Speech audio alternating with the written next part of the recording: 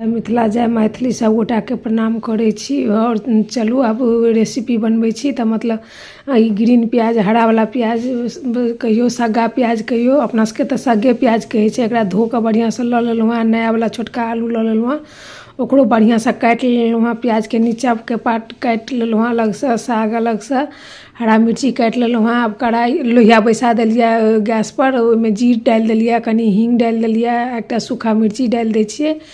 ई सब्जी एते खाय में बढ़िया हैत जे पूछू नहीं, अहाँ सब जरूर से बनाबी सब्जी। तो रोटी पराठा के साथ में बहुत बढ़िया लगे छे। बच्चों के टिफिन उफिन में दऽ सकै छियै। तऽ देखियो बात बहुत भऽ गेलै। अब आलू खसा देलिए, आलू सिद्ध होइ ला कनी नमक डालि देलिए जे आलू सिद्ध भऽ जेतै जल्दी से। तऽ आलू के झेप कऽ हम किछ हिस्सा तक सिद्ध कऽ लै छी। तो देखियो अब लगभग 70% के आलू लगभग सिद्ध भऽ गेल अछि। तऽ आब ओहिमे प्याज के निचका पार्ट जे छलै से खसा दै छियै। एकरो 1 मिनट भूजि लै छी।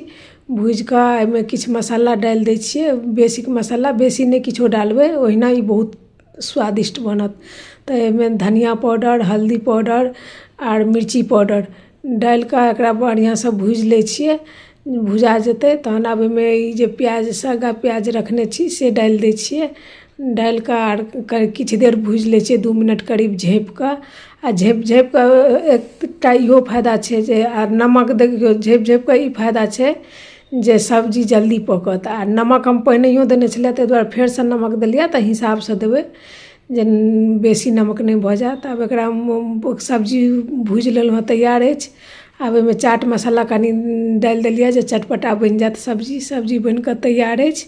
अहूँ सब जरूर से बनायब, बहुत नीक बनै छै। रोटी पराठा के साथ में बहुत अच्छा लगे। अच्छा हमर वीडियो नीक लगे तऽ अहाँ सब लाइक सब्सक्राइब जरूर से करब। अहूँ सब जरूर से बनाओ, खाओ। और घी लागल रोटी के साथ में तो बहुत बढ़िया लागत। Thank U.